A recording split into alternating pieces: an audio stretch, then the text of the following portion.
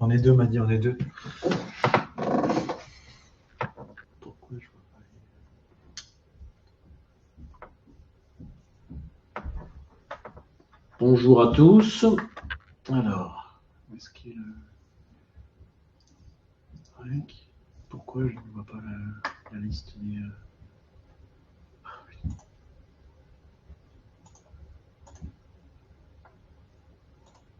Voilà. Bonjour à tous. Donc, on va attendre encore un petit peu. Je vois qu'il y a quelques personnes qui étaient très intéressées pour participer, qui ne sont pas encore là. Bonjour à ceux que je connais, Stéphane, Valérie, Paul. On va attendre encore un tout petit peu.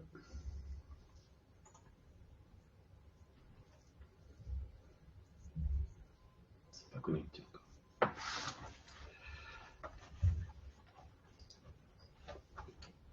Est-ce que vous nous entendez déjà pour ceux qui sont connectés? C'est bien qu'on puisse... Voilà, Stéphane. Paul, Bonjour okay. Paul, bonjour Stéphane. Ok, ah, super. Bonne nouvelle. Bonjour Valérie.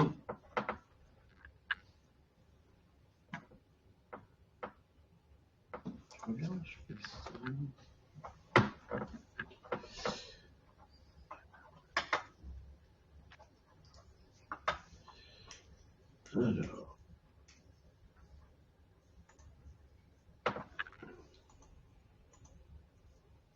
Participants, toujours.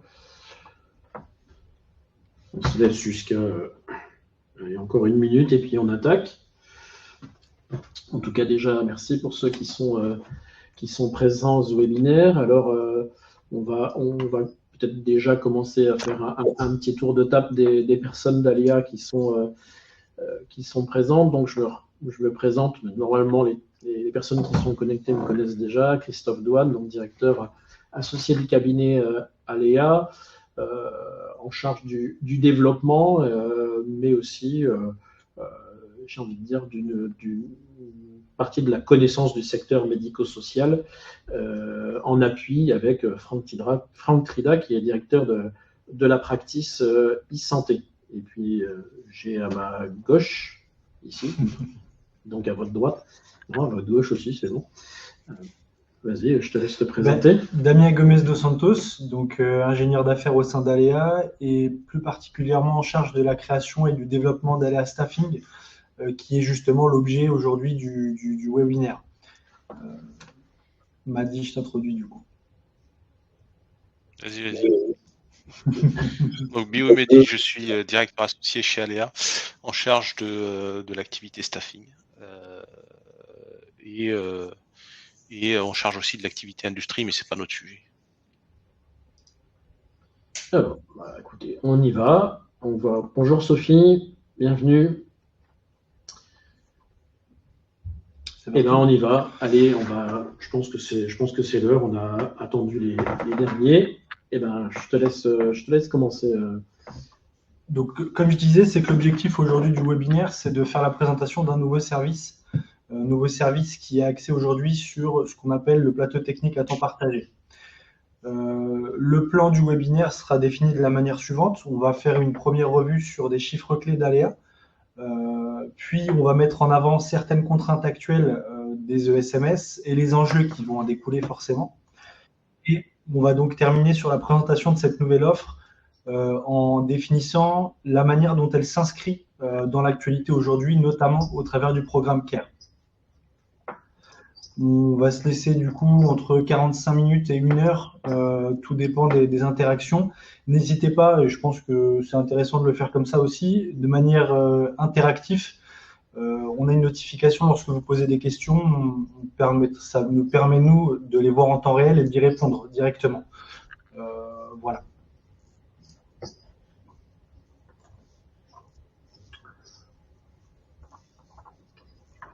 Vas-y, je vois te laisse. Je vois que bouge. Ouais. Tac. Ok.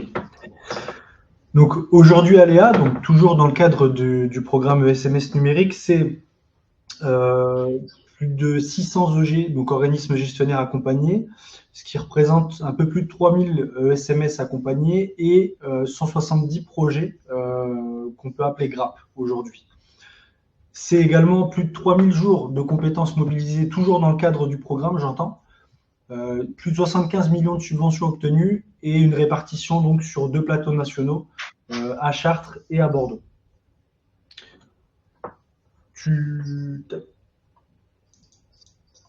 Donc, ce qu'on peut dire également en termes de constats et de métriques importants, c'est que 97% des organismes gestionnaires n'ont pas de fonction SI en interne, ce qui représente 50% des ESMS. Ici, ça représente environ 25 000 ESMS à peu près, donc ça provient aujourd'hui de plusieurs sources, notamment la NAP, le FINES, le programme forcément ESMS numérique dans lequel on s'inscrit, quelques retours d'expérience et une étude en interne. Donc voilà l'ensemble des métriques qui permet aujourd'hui d'introduire ce webinaire. Et donc, ça va nous amener forcément sur des contraintes qui vont être les suivantes. Composées de principalement 4 grosses contraintes. La partie contexte réglementaire, une partie transformation numérique qui amène justement à une maîtrise des budgets et une gestion RH en fin de boucle.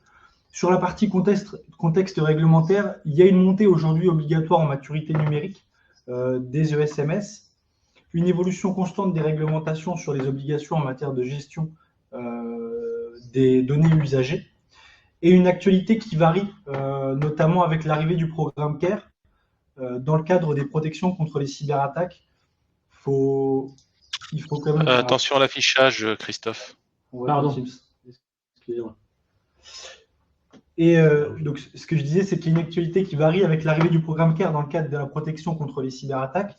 Il y a un point qui est à souligner ici, c'est que les données des ESMS sont aujourd'hui les données les plus rémunératrices sur le marché du hacking, avec aujourd'hui une valorisation à entre 800 et 1000 $, puisque ce sont des données structurées et elles ne sont pas uniquement sensibles, elles sont aujourd'hui ultra sensibles.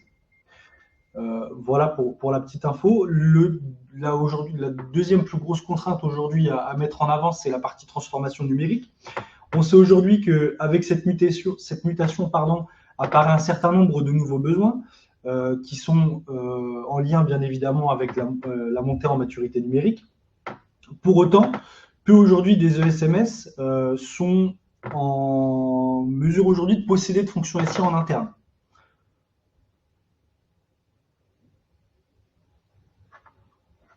Je vais me soucier de sur mon PC, tout ça. Bon. Ok.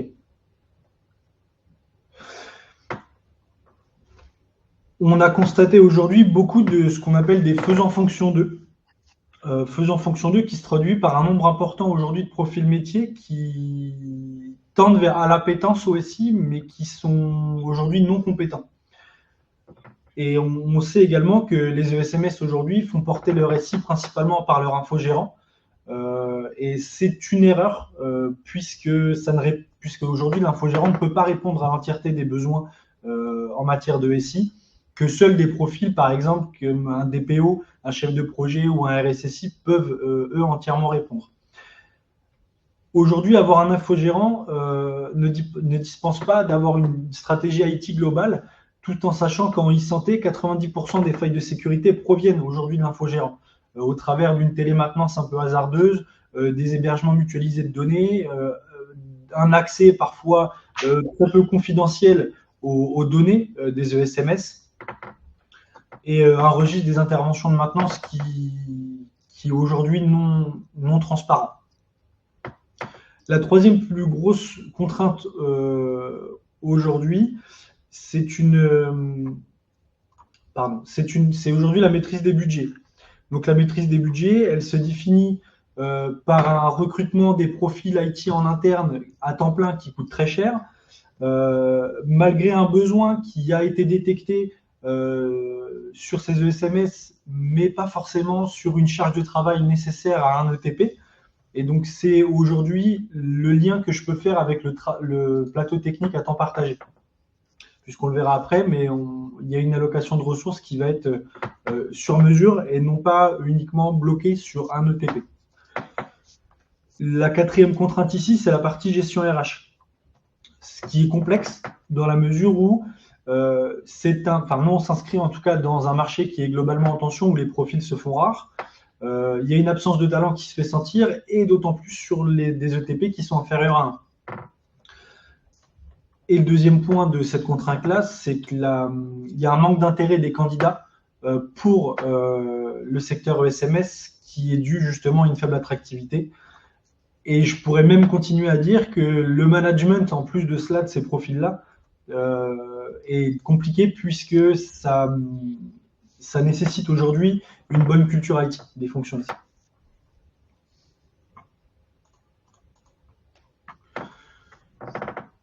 Qui dit contrainte dit enjeu. Je vois que Christophe discute. Je réponds à Valérie sur certaines choses. Vas-y, je te laisse. Tu passes la slide numéro 5. Je n'avais pas capté. S'il te plaît. Hop, voilà. Donc aujourd'hui, il y a des enjeux, ce sur quoi nous pouvons vous aider, qui sont aujourd'hui au nombre de 3, conformité légale et réglementaire, contraintes budgétaires et enfin la digitalisation. Sur la partie conformité légale et réglementaire, c'est notamment, il y a des enjeux vis-à-vis du partage et de la protection des données, qui sont ultra sensibles, je le rappelle, et très fortement valorisés, au travers d'un réseau sécurisé dont la finalité est d'améliorer de manière générale la prise en charge des usagers et de déresponsabiliser les directeurs d'établissement en cas de fuite de données. Sur la deuxième partie des enjeux, donc contraintes budgétaires, l'idée ici, c'est de venir maîtriser vos coûts en ayant un coût récurrent qui soit prévisible et lisible. D'autant plus, avoir une transparence entre le coût du service rendu et d'une prestation, ce qui n'est pas forcément le cas aujourd'hui avec des contrats d'un infogérant, par exemple. Et enfin, sur la partie digitalisation, l'idée ici, c'est de réussir votre transformation numérique au travers d'une montée en maturité numérique la plus lisible possible, encore une fois, la pérenniser dans le temps, puisqu'il faut quand même la maintenir, mais encore une fois, simplifier la vie des opérateurs au travers d'une bonne qualité de vie de travail. Le message ici que je voulais vous faire passer, qu'on vous faire passer ici avec Christophe, c'est que au travers de ces enjeux-là et la réponse qu'on peut apporter, c'est justement de vous mettre en phase avec les obligations réglementaires et vos contraintes budgétaires, de manière générale. Et donc là, effectivement, on arrive sur la partie solution. Donc l'accompagnement d'aléas au travers de la solution plateau technique partagé. En 3 points, l'idée, c'est de faciliter l'accès à un ou plusieurs métiers ici, en ayant un budget adapté et déterminé à l'avance, donc par définition maîtrisé, avec la mise à disposition de prestations adaptables en fonction de votre besoin dans le temps. Puisqu'on sait qu'un besoin à un temps A ne va pas forcément être le même à un temps B. Donc il y a une évolutivité possible, qu'on expliquera bien évidemment par la suite.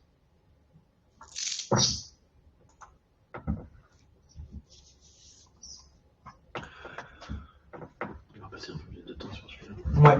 Le fonctionnement aujourd'hui de la solution, elle se fait en plusieurs étapes. La première grosse partie de la mise en place, en tout cas du fonctionnement de cette solution-là, c'est de faire ce qu'on appelle un audit qui va être basé sur le référentiel Maturin SMS. Si d'ailleurs tu veux toucher deux mots. Alors, on retrouve encore une fois le Maturin SMS. Pourquoi? Parce que pour ceux qui ont suivi déjà des précédents webinaires ou qui sont un petit peu au fait de la maturité numérique et comment la maturité numérique prend sa place dans le secteur médico-social, la délégation du numérique en santé avec la NAP et d'ailleurs Aléa, on a travaillé encore ces derniers mois sur Maturin SMS, qui est un référentiel de maturité avec pour objectif, qui a été co-construit sur plusieurs années, depuis 2 ans. Beaucoup d'acteurs du médico-social ont pu partager au travers du COPIL et des comités opérationnels aux côtés de la délégation du numérique en santé, comme l'ANAP, des ARS, des grades comme Stéphane ici présent, ont pu participer à l'élaboration et la co-construction de ce référentiel qui n'est pas encore complètement définitif aujourd'hui, mais on a quelque chose de très très proche d'être figé. Je crois qu'on en est à la version 21 de mémoire. Donc, on est très, très proche de la finalisation de ce référentiel. Et ce référentiel, on va y revenir à un autre moment. Vous verrez que c'est celui il va servir de référentiel entre le financeur et le financé. C'est-à-dire qu'il y aura un vrai partage du niveau d'information et du niveau de connaissance de la maturité à la fois de l'établissement et de ce que notamment les ARS veulent en territoire. Donc c'est un futur référentiel, mais qui est déjà utilisé chez nous en interne pour pouvoir mesurer la qualité des structures médico-sociales. Oui, donc là je vois un commentaire de Stéphane en région Centre-Val de Loire qui s'adresse de 2024 aux ESMS. Ouais, c'était tout pour tout à l'heure. Ouais, exactement. On y répondra en fin de présentation, Stéphane, avec justement une petite page actualité et justement comment est-ce que les ESMS doivent se mettre en phase justement avec le programme CARE. Donc l'idée aujourd'hui, c'est effectivement de faire un audit basé sur le référentiel Maturin qui lui nous permettra justement de déterminer le plan d'action de mise en conformité, de définir la cible réelle à allouer en termes de profil, et derrière d'avoir une prise en charge logique par le plateau technique. Donc plateau technique qui sera composé d'un DSI qui répondra à des enjeux stratégiques dans la mesure où l'IT doit être en ligne aujourd'hui avec les enjeux associatifs et organisationnels, d'un RSI, donc d'un responsable du service informatique qui lui garantira le MCO, donc on appelle maintien en conditions opérationnelles du SI, et fera une mise en relation avec les prestataires externes. D'un RSSI qui répond à la notion de disponibilité du SI, donc au travers d'un plan de continuité d'activité et d'un plan de reprise d'activité, et donc de sécuriser aujourd'hui les données qui sont ultra sensibles. D'un DPO qui, lui, répondra aux enjeux réglementaires du RGPD et de la protection des données personnelles. Et enfin, d'un chef de projet qui lui pilotera les projets à déployer. Voilà. Donc, l'idée, justement, c'est de mettre à disposition un plateau technique partagé composé de ces ressources-là, dans le but, justement, de continuer à vous accompagner après, justement, des grosses allocations de ressources en mode forfait. Alors, tu as dit un, mais en fait, ça peut être un ou plus, puisqu'il peut y avoir, en tout cas, il y a un interlocuteur unique entre la structure médico-sociale qui porte le plateau et le plateau lui-même pour vous ne soyez pas noyé avec plusieurs interlocuteurs. C'est celui qui sera votre référent et qui aura en charge de pouvoir correspondre avec les différents métiers qu'il y a besoin pour répondre à vos problématiques ou vos besoins. Pas forcément. Ouais, en fait, l'idée, Christophe, juste pour simplifier un peu, par rapport à ce qu'il vient de dire, qui peut paraître comme ça de premier abord complexe, l'idée, c'est que vous puissiez disposer d'un service SI complet à votre convenance, qu'on dimensionnera en fonction d'un audit premier qu'on fait. À partir de cet audit, on dimensionne vos besoins. On va voir dans la slide suivante comment tout ça s'articule.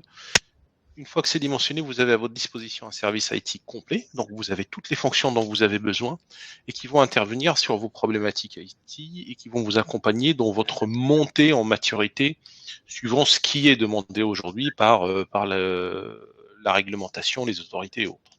C'est pour simplifier. En fait. Oui. Merci, madame. Résumé. Ok. Tu me dis.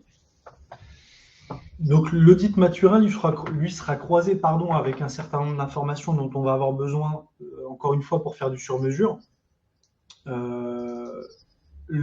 Justement, donc, ces informations-là, donc, au nombre de 3, seront effectivement le nombre de postes et de serveurs au sein des... J'aime beaucoup les ballons, m'a dit merci. Je sais pas, mon ordinateur fait des trucs étranges. C'est ça. Donc, on a du coup l'audit Maturin qui sera croisé aujourd'hui avec des informations un peu plus locales en termes d'infrastructure, composées du nombre de postes et de serveurs qui soient en local ou en mode cloud, du nombre d'applications que vous avez, encore une fois, en local ou en mode cloud, et du type surtout d'application. L'idée derrière, c'est de chiffrer le nombre de jours à forfaitiser à l'année qui, lui, sera mensualisé. Et on reviendra juste après sur la partie, justement, accompagnement, facturation, etc. Donc, ce nombre de jours-là, lui, associé au budget alloué, justement, à ce plateau technique, définira en réalité la vitesse de la montée en maturité numérique.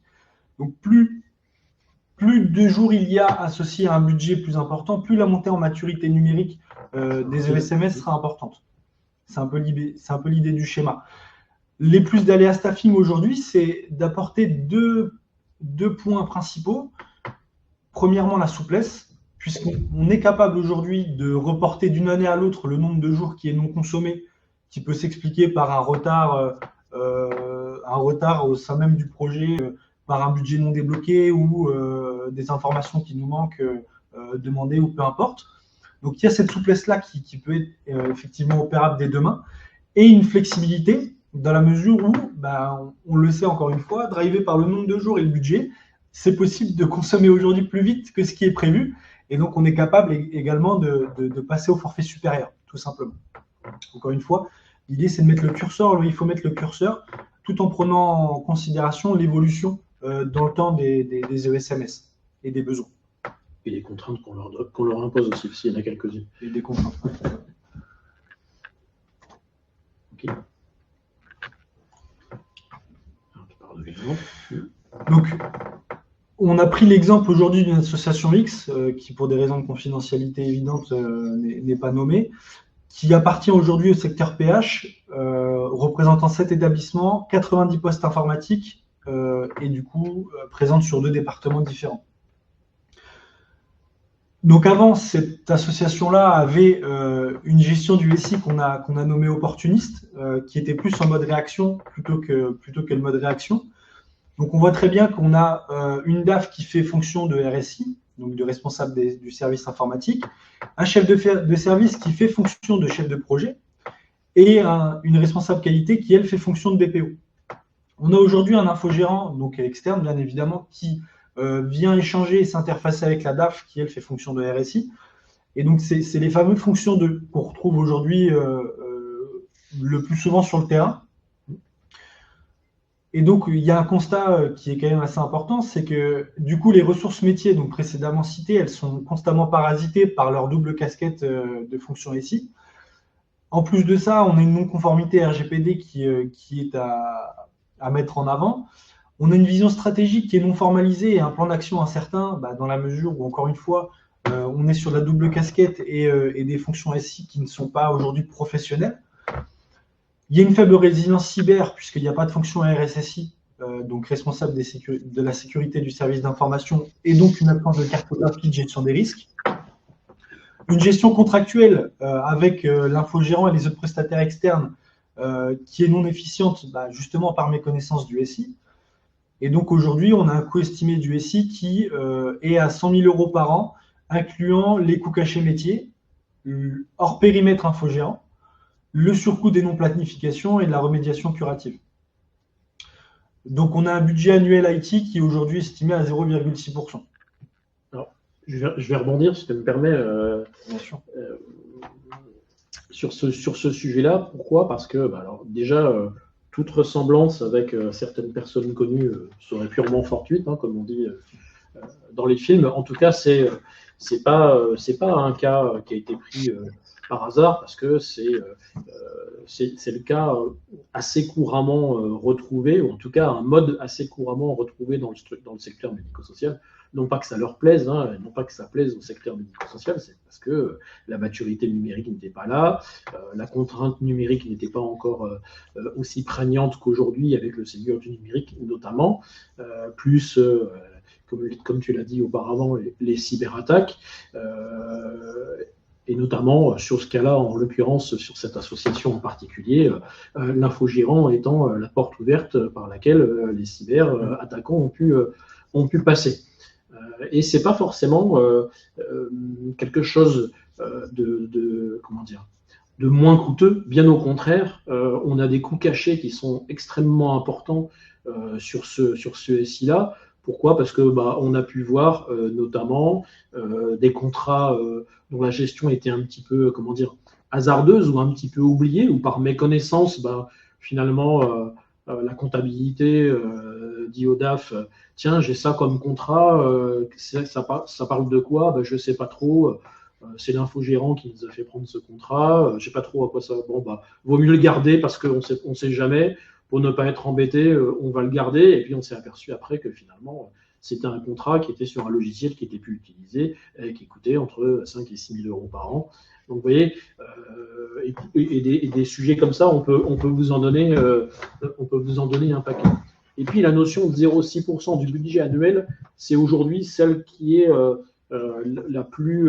alors, c'est difficile de faire un point au niveau national là-dessus, mais on estime, ça on l'a vu dans les COPIL, Mathurin, SMS et autres, on estime à peu près aujourd'hui le budget IT des structures médico-sociales à 0,6% du budget annuel. C'est très faible. Pour vous donner un ordre d'idée, l'hôpital, le sanitaire est entre 2 et 4%. Et puis, pour des sujets plus privés, notamment, par exemple, la banque, par exemple, on peut arriver jusqu'à 10 à 15% du budget annuel. Alors, pour une entreprise normale du secteur privé, il faut compter entre 1,5 et 2%, en fait. C'est ça.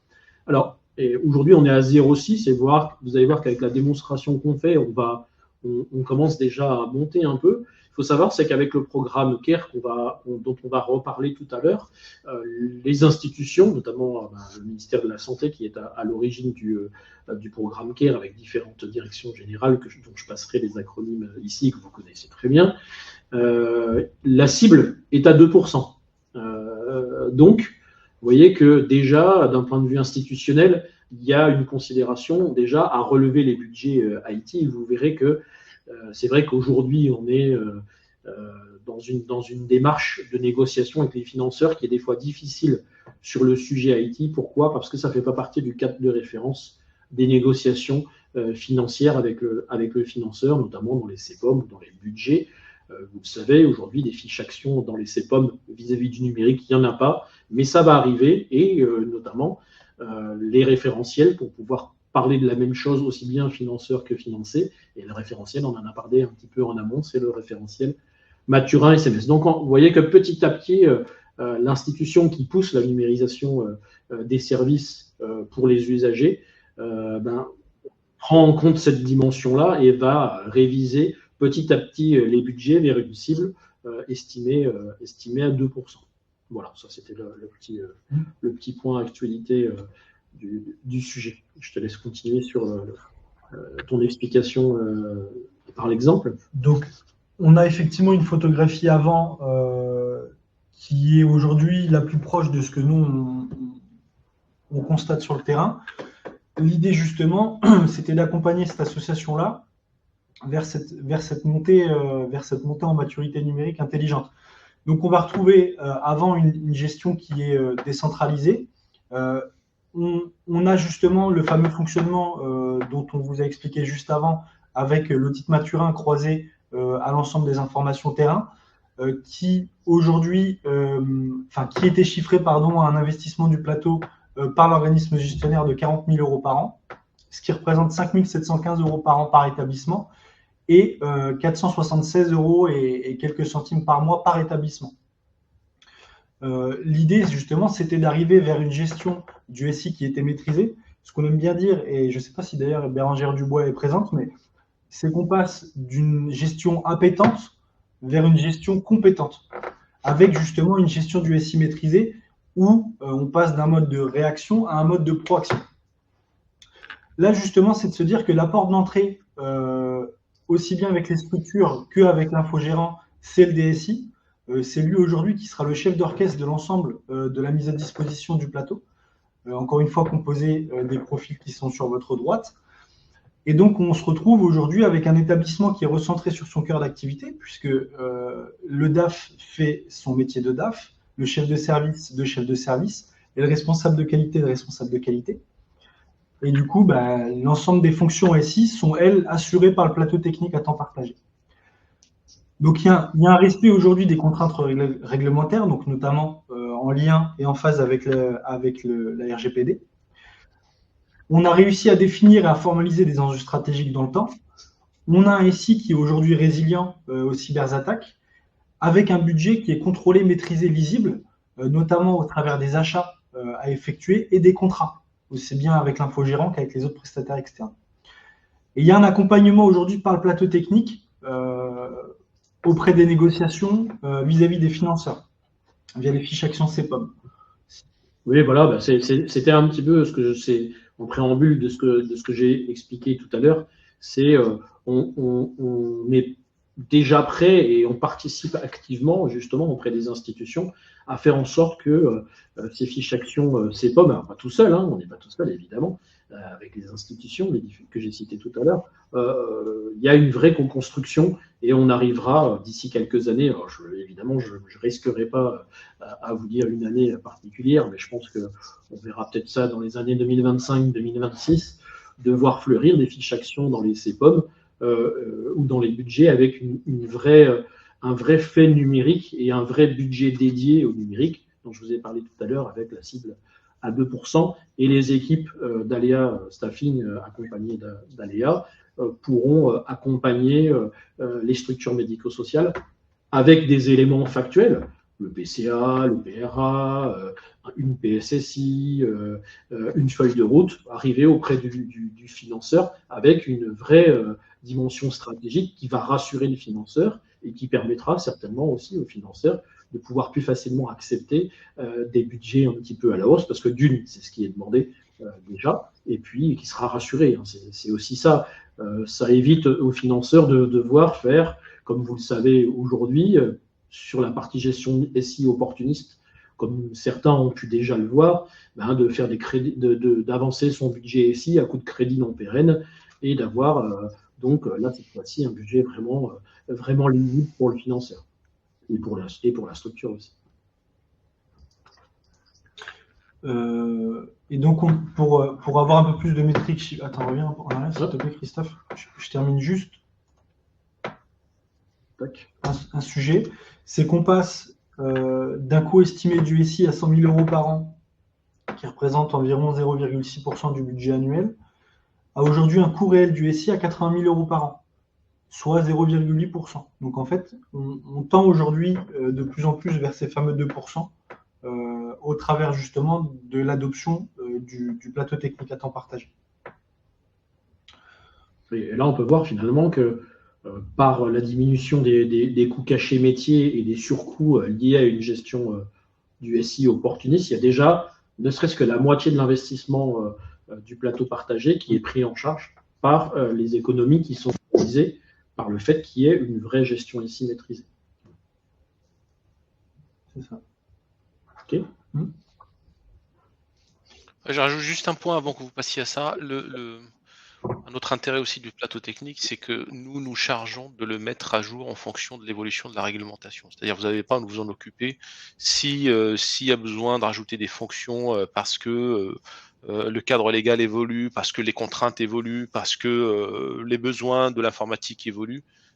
C'est nous qui le faisons et pour vous c'est totalement, enfin c'est pas transparent en fait. Pour vous c'est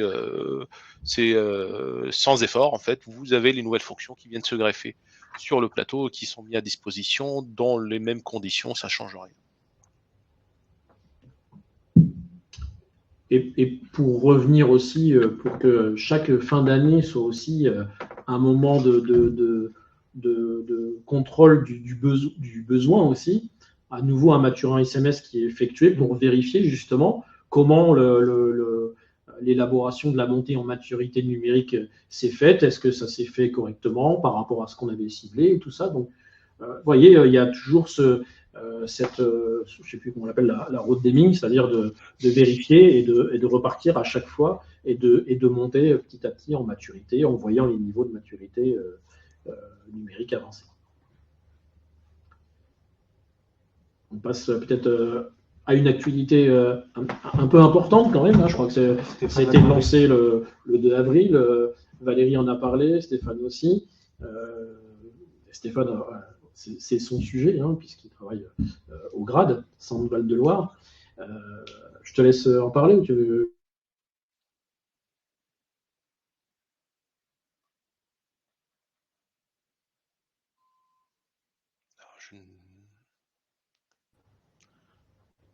Hop, ça y est, on est revenu. Donc c'est le secteur de la santé, pardon, c'est aujourd'hui le troisième secteur le plus touché par les cyberattaques. Les autorités ont réagi en mettant en place justement le programme CARE, qui n'est autre que l'acronyme de cybersécurité, accélération et résilience des établissements.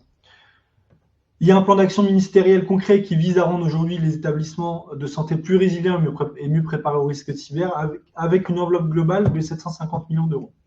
Le plan a démarré en 2023 et se poursuivra jusqu'en janvier 2027.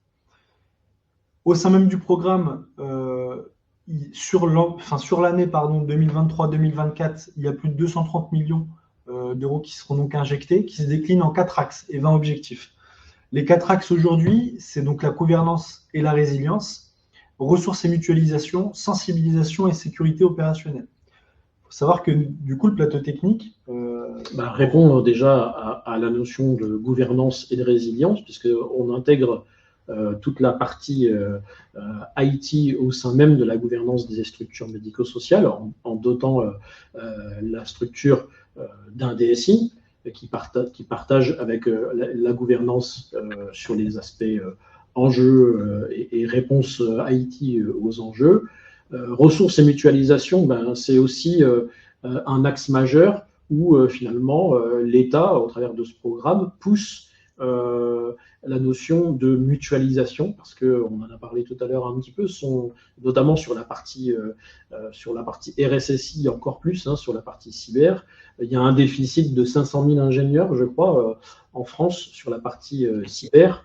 Et justement, il pousse à faire en sorte que des initiatives comme les nôtres se mettent en place pour justement permettre à des structures de pouvoir partager des profils extrêmement tendus, alors à la fois sur le côté tension, mais à la fois aussi sur le côté besoin, parce que des structures évidemment médico-sociales ne vont pas avoir les mêmes besoins qu'un hôpital, on imagine bien, et donc le nombre de TP en besoin n'est pas le même. Donc la mutualisation, elle est poussée à la fois par les problématiques de recrutement, mais aussi par la taille des besoins qui n'est pas la même en fonction des structures. Sur l'aspect sensibilisation, c'est aussi tout l'aspect sensibilisation des personnels, des opérateurs des structures, qu'elles soient sanitaires ou médico-sociales, donc avec des montées en maturité aussi par la pédagogie autour de la cyber. Et ça, les grades sont très en pointe sur ces sujets-là, notamment.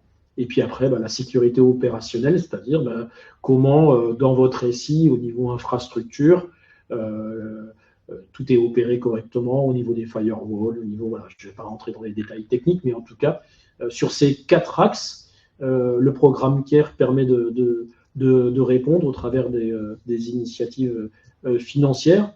Pour vous donner un ordre d'idée, rappelez-vous, le programme ESMS numérique, c'est 650 millions d'euros.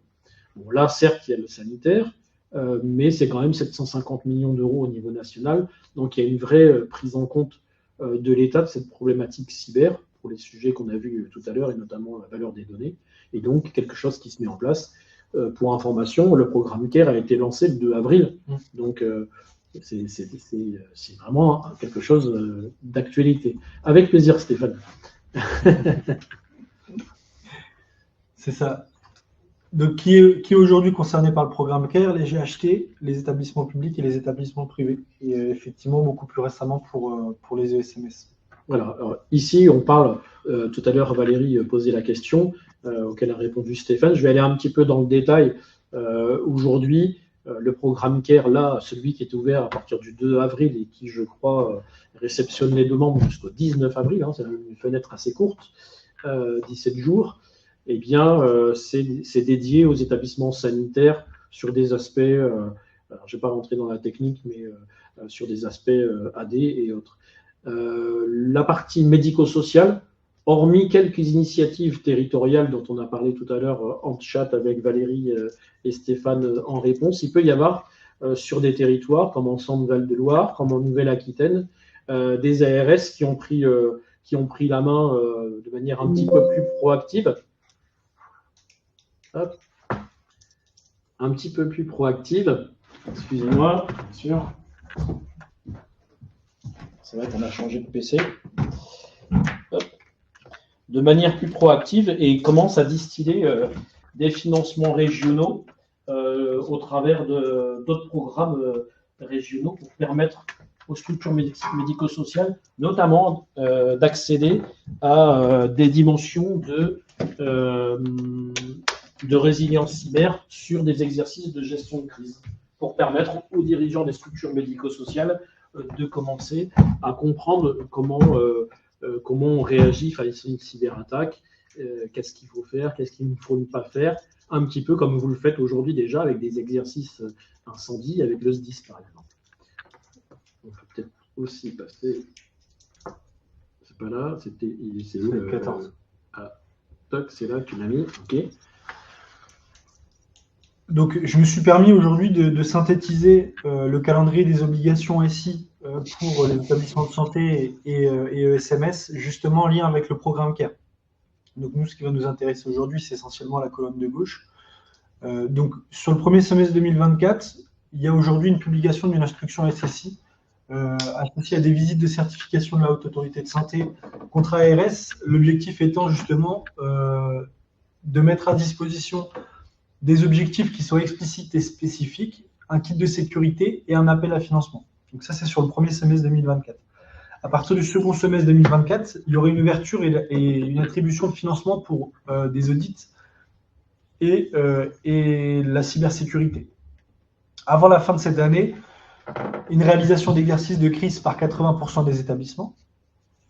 Et après, on passe effectivement au premier semestre 2025 avec la nomination d'un référent PCRA dans chaque établissement.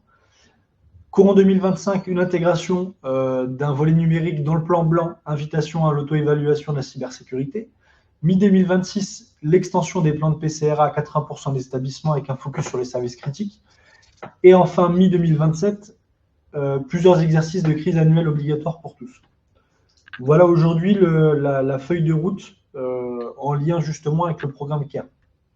Vous voyez qu'il y a, on le voit, mais ça, vous en êtes plus que convaincu parce que vous le subissez tous les jours, une vraie montée en maturité numérique qui est poussée par l'État et sur lequel vous allez devoir, au fur et à mesure, répondre comme vous le faites, je dirais, sur tous les autres aspects, hein, et notamment sur les évaluations HAS, on le voit. D'ailleurs, vous le savez aussi bien que nous, sinon mieux là encore, les évaluations HAS évoluent avec une dimension numérique, avec l'intégration de volets numériques de plus en plus dans les certifications, dans les évaluations HAS. Donc, vous voyez que tout ça, ça monte petit à petit. Et notre plateau technique, cette innovation qu'on a mis en place, hein, qu'on a évidemment opéré au travers le programme ESMS numérique, comme tu l'as dit tout à l'heure, en matière de forfait, eh ben, on le généralise maintenant de manière plus proactive, puisque c'est encore pas complètement, en tout cas c'est poussé par l'État, mais il n'y a pas encore de réelle structure disponible sur le terrain. Donc on est plutôt chez Aléa assez proactif sur le sujet et on met en place dès aujourd'hui ces plateaux techniques. Alors, comment on les met en place? On les met en place par rapport à des demandes qui nous viennent du terrain. On a déjà des demandes de plateaux techniques sur plusieurs régions. Et puis, nous étant en région Centre-Val de Loire et ayant pas mal de structures aussi accompagnées en région Centre-Val de Loire, on démarre ce programme de plateau partagé de manière encore plus prégnante en Centre-Val de Loire pour qu'on puisse avoir des retours d'expérience le plus rapide et le plus à proximité.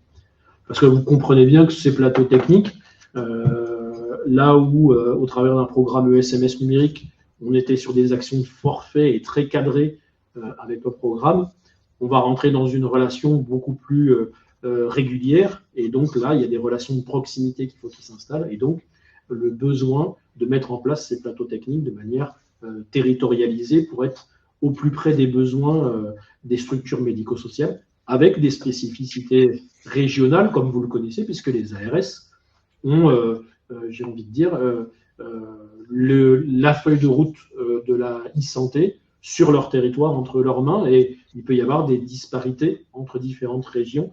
Et donc, le plateau technique aura la possibilité, de pouvoir aussi se fine-tuner, si je puis dire, par rapport aux régions. Voilà. Après, tu voulais... Non, mais c'est vrai que pour rebondir sur le plateau technique, on a beaucoup réfléchi tous les trois, m'a dit Christophe et moi-même, sur quelle était la meilleure solution à proposer à nos clients dans le but justement de les accompagner de la meilleure manière qu'ils soient en fonction du stade de cette fameuse montée en maturité numérique. Et aujourd'hui, ce plateau technique à temps partagé, c'est à notre sens la solution la plus adaptée et la plus logique en réalité avec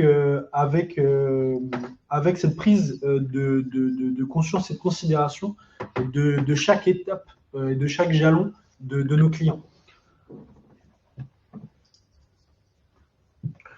Tu veux que je passe... Alors, est-ce qu'à ce stade, on a peut-être des questions dans le chat avant de continuer? Dans les personnes qui ont participé, tu as aussi oublié notre ami Franck, qui est directeur de la practice, qui a aussi participé notamment sur les retours d'expérience, parce que c'est lui qui est sur le terrain avec ses équipes et qui nous remonte justement les besoins des structures médico-sociales. Donc, chez nous, c'est du top-down via les institutions et du bottom-up pour l'aspect opérationnel sur le terrain. Il y a un chat. Alors.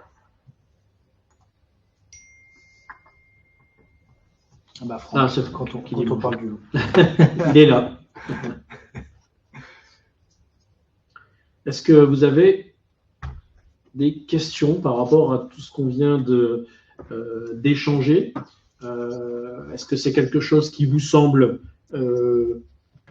pertinent, vous, parce que je vois les personnes qui sont présentes, moi je vois qu'il y a plein de personnes de terrain, des personnes de collectif SI, des personnes du grade. Est-ce que c'est quelque chose que vous aviez imaginé, que vous connaissez ou que vous aviez entre guillemets rêvé, j'en sais rien. En tout cas, travaillant et accompagnant le secteur médico-social, il semble que ça soit une solution qui soit relativement plébiscitée, ne serait-ce que déjà l'adhésion qu'on peut en avoir déjà par rapport à nos clients qui sont passés dans le programme ESMS numérique. Voilà, c'est une continuité de l'accompagnement sur une modalité différente. Pas de questions. Soit on a été très clair ou on vous a assommé, c'est un des deux. Stéphane qui réagit.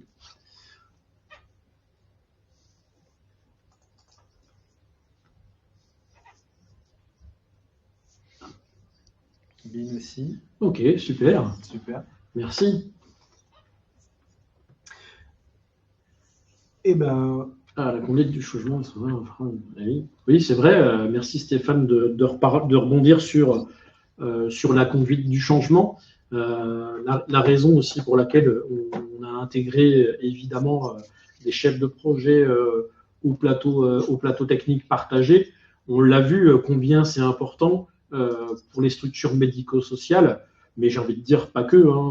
Je reprends toujours ces KPI qu'on connaît de la transformation numérique, qui sont 73% des projets informatiques où une conduite du changement n'est pas appliquée, mène à un taux d'échec de 73%.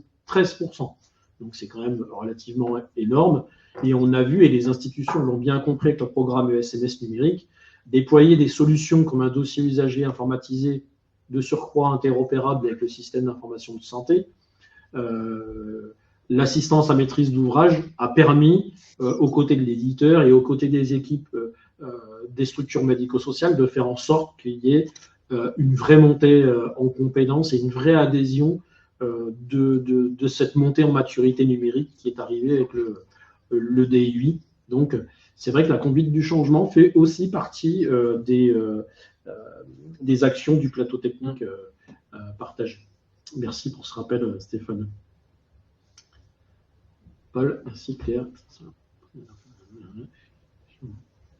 Alors, quelle évolution géographique envisagez-vous et sous quel délai? J'ai envie de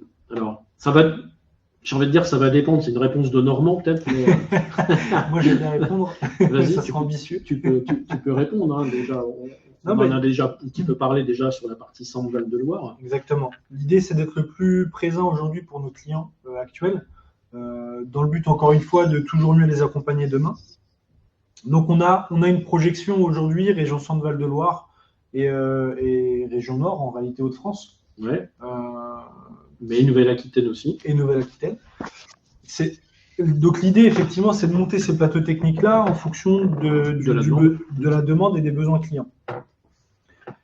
J'ai une réponse un peu ambitieuse, mais qui va être effectivement, pourquoi pas demain, monter des plateaux techniques, enfin un plateau technique par région.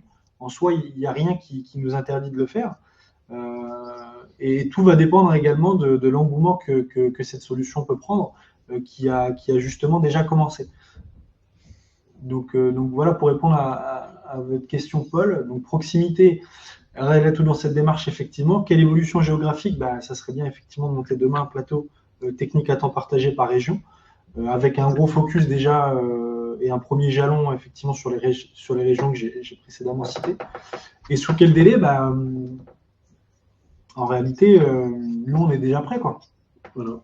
Alors déjà, on a nos clients déjà de manière globale à opérer. Hein. Comme on vous l'a dit tout à l'heure, on a déjà plus de 3000 structures médico-sociales qui sont réparties de manière relativement homogène sur tout le territoire. Peut-être, allez, on va dire, avec un peu moins de présence en Bretagne. C'est normal parce qu'on n'est pas breton. Et donc, on est un peu moins présent en Bretagne, mais bon, quoique, en l'occurrence, on a suffisamment de régions en France sur lesquelles on a beaucoup de clients à opérer. Et finalement, on voit qu'aujourd'hui, c'est les personnes qui sortent du programme ESMS numérique, qui sont en finalisation de déploiement, qui petit à petit vont rentrer, vont être quelque part dans une adhésion assez importante à ces plateaux techniques. Et c'est donc ce qui va guider, en fait, c'est l'opportunité régionale qui va guider aussi ça. Après, il y a aussi des régions, des fois, qui sont plus matures que d'autres, parce que là encore, il peut y avoir des grades qui sont plus ou moins à la manœuvre pour dispenser l'aspect pédagogique et l'accompagnement à la maturité numérique du territoire. Donc là aussi, ça peut être un peu disparate. J'ai parlé tout à l'heure aussi des ARS qui sont plus ou moins proactives sur leur territoire ou enclins à faire monter la maturité numérique des établissements de leur territoire, en tout cas des établissements pour lesquels ils ont autorité. Donc voilà, c'est tous ces éléments-là qui vont faire qu'on va démarrer dans des régions plus ou moins vite. Pour vous donner un ordre d'idée, un plateau technique, ça se met en place assez rapidement, hein, à partir de quelque chose de proche d'une centaine d'établissements sur une région. Ça peut suffire à faire démarrer un plateau technique. Donc, 100 établissements, quand on voit une région fait aller, si je ramène ça au niveau France, une région, c'est à peu près 3000 établissements. Alors là, c'est une très grosse moyenne, hein, parce qu'il y a des régions qui sont très dotées et d'autres qui sont beaucoup moins dotées. Évidemment, par exemple, la Lozère est moins dotée que l'Île-de-France, mais bon, ça, j'enfonce une porte ouverte. Mais en l'occurrence, merci Stéphane pour la précision de la région Centre-Val des Loire. Voilà, 2000 structures médico-sociales. Eh bien, 100 structures médico-sociales, ça représente que 5% de la région Centre-Val de Loire. Donc, on peut très très vite atteindre ces plateaux en région. Voilà. En tout cas, on ne manquera pas de le tenir au courant sur l'ouverture des plateaux techniques au fur et à mesure qu'ils ouvriront sur le territoire.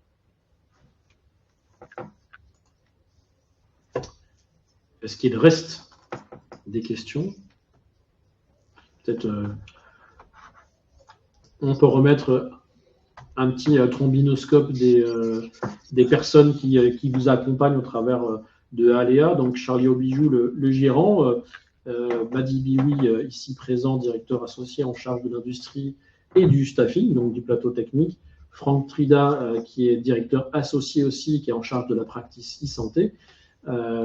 Charlie, j'ai oublié, en charge de la practice collectivité, hein, qui peut aussi des fois être sur la practice e-santé, puisque il y a des points de jonction entre la collectivité et la e-santé au travers de pas mal de structures. Et puis moi-même qui en charge du développement et de tout ce qui va être de l'ordre de l'offre et de l'innovation au sein d'Aléa, avec des équipes réparties sur le territoire, mais pas que, puisque Aléa est présent aujourd'hui, je le rappelle, au travers de son siège social en région Centre-Val de Loire à Chartres, avec l'agence de Bordeaux en plein centre de Bordeaux. On a d'ailleurs communiqué il n'y a pas longtemps, on a pris des beaux bureaux à Bordeaux très sympas pour accueillir nos clients. Et puis le siège d'Alicante aussi, puisque Madi ici présent opère beaucoup aussi à l'international, en appui notamment avec des industries. Voilà, et donc vous avez les équipes d'Aléa qui sont réparties sur ces trois agences aujourd'hui. Voilà. Est-ce qu'il reste quelques questions? Sinon, on peut peut-être clôturer en sachant que de toute façon, vous avez accès. On va vous envoyer cette présentation et puis vous aurez accès. Et certainement que Damien prendra contact peut-être avec vous pour échanger ou faire un retour d'expérience de ce webinaire et puis peut-être échanger autour du plateau technique partagé. En tout cas, on vous remercie beaucoup à tous pour votre présence. Merci pour vos interactions. Et puis, on vous dit très certainement à bientôt parce qu'on fera certainement d'autres webinaires sur ce sujet. Et je vous rappelle, le 11 avril prochain, on fait un webinaire sur le financement des SI et notamment la coexistence de pouvoir étendre la durée de vie de son SI au travers de la transition écologique. On sera accompagné de Google sur ce sujet-là, qui nous fera le partage. Oui, Sophie, on vous partage le diaporama juste en sortant. Vous allez le recevoir. Et, nous aussi a demandé le diaporama. Oui, comme disait Christophe, on partagera effectivement la présentation à l'ensemble des présents et des absents. Je ne sais pas s'il y en avait beaucoup aujourd'hui. Oui, bien sûr, on transmettra l'ensemble des informations. Et encore une fois, pour clôturer, ce webinaire avait pour vocation justement de présenter très légèrement et en tout cas de manière fonctionnelle le plateau technique. Si vous avez des questions à froid ou besoin de compléments d'information sur des projets futurs, effectivement, n'hésitez pas à contacter Christophe, Franck, ou en tout cas les contacts que vous avez, avec lesquels vous avez l'habitude d'adresser. Voilà, vos données. Ou sinon, vous avez toutes les adresses qui seront données dans la présentation. On vous souhaite une agréable journée et puis à très bientôt et à très vite, très certainement. Merci à vous. Merci.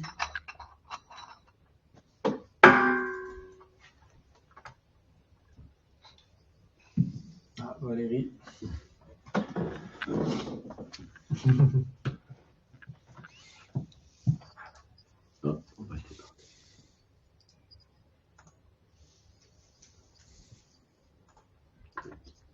Et on va